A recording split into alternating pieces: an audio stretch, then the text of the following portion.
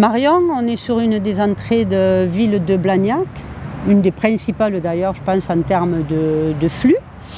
Aujourd'hui, on nous a présenté plusieurs fois des projets multiples, changeants parfois. Les gens se posent beaucoup de questions. Effectivement, on se pose toujours beaucoup de questions par rapport à ce projet, parce que finalement les réunions publiques n'ont pas été suivies d'une présentation du projet final.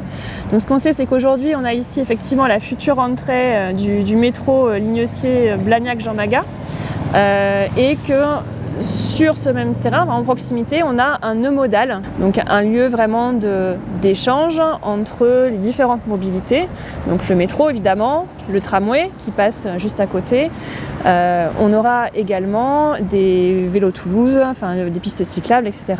Marion, par contre, ce type de projet, on n'est pas seul sur Blagnac à décider.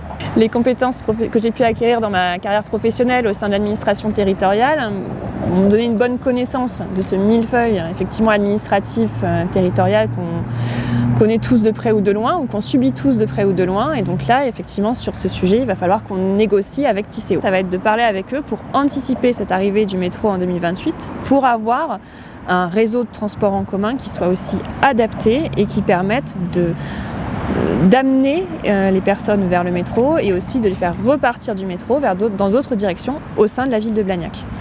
Donc travailler aussi énormément sur la relation métro entrée de ville de Blagnac, notre centre de Blagnac et Andromède, desservir tous les quartiers.